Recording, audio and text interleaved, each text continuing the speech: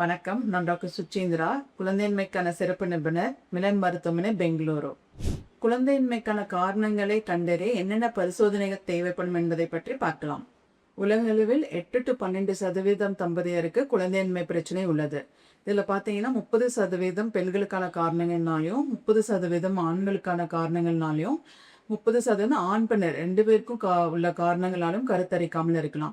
மீதி 10% பார்த்தீங்கன்னா அன்எக்ஸ்பிளைன் இன்ஃபர்டிலிட்டின்னு சொல்லுவோம். இதில் வந்து எந்த காரணமும் இல்லாமல் கருத்தரிக்காமல் இருப்பாங்க. ஆண்களுக்கு பார்த்தீங்கன்னா விந்தணு பரிசோதனை நார்மலாக இருக்கும்.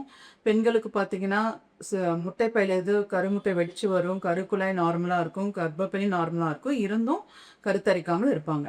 பொதுவாக 35 வயதுக்கு உட்பட்டவர்கள் 1 வருடமும் 35 வயது மேல் உள்ளவர்கள் 6 மாதமும் என்றும் கருத்தரிக்கவில்லை என்றால் உங்கள் மருத்துவரை அணுக வேண்டும்.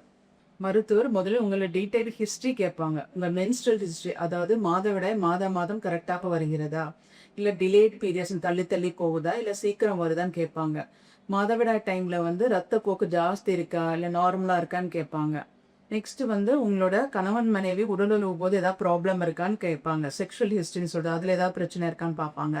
அப்புறம் மெடிக்கல் ஹிஸ்ட்ரி, உங்களுக்கு ஏதாவது சுகர் பிரச்சனை, பிபி ப்ராப்ளம், தைராய்டு பிரச்சனை, வேறு ஏதாவது வலிப்பு, அந்த மாதிரி பிரச்சனைகள் ஏதாவது இருக்கா, அதுக்கு ஏதாவது மாத்திரைகள் சாப்பிடுவீங்களான்னு கேட்பாங்க.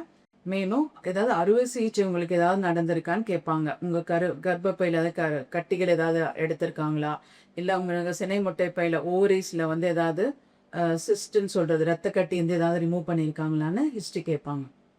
பெண்களுக்கான பரிசோதனைகள்னு பார்த்தீங்கன்னா முதலில் வந்து அல்ட்ராசவுண்ட் ஸ்கேன் பண்ணி பார்ப்பாங்க. பீரியட்ஸ் ஆகி 2வது நாள் 3வது நாள் வந்து உங்களுக்கு ஒரு ஸ்கேன் பண்ணுவாங்க. அதில் வந்து கர்ப்பப்பை நல்லா இருக்கா, கருப்பை கட்டிகள் ஏதாவது இருக்கா, சினைப்பையில் எத்தனை முட்டைகள் இருக்குது, ஆன்டல் ஃபாலிக்கல் கவுண்ட்டுன்னு நம்ம சொல்கிறது. ஸோ முட்டைகள் எண்ணிக்கை எவ்வளோன்னு பார்ப்பாங்க.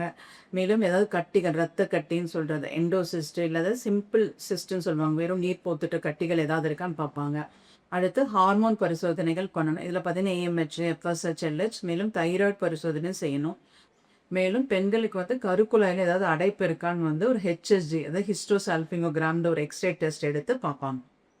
ஆண்களுக்கான பரிசோதனைகள்னு பார்த்தீங்கன்னா அவங்களுக்கு வந்து சிமன் அனாலிசிஸ், அதாவது விந்தணு பரிசோதனை செய்யணும். அதில் வந்து விந்துக்கள் எண்ணிக்கை, விந்துக்கள் இயக்கம், மோட்டிலிட்டி, விந்தின் வடிவம், மார்ஃபாலஜி இதெல்லாம் செக் பண்ணி பார்ப்பாங்க. மேலும் இப்போ விந்துக்கள் எண்ணிக்கை 5 மில்லியன் குறைவாக இருந்தால் ஹார்மோன் பரிசோதனைகளும் அவங்களுக்கும் செய்யணும்.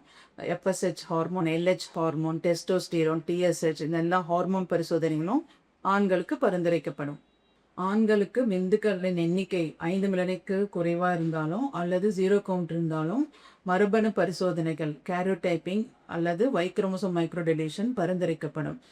மேலும் விவரங்களுக்கு மிலன் மருத்துவமனை அணுகவும். நன்றி.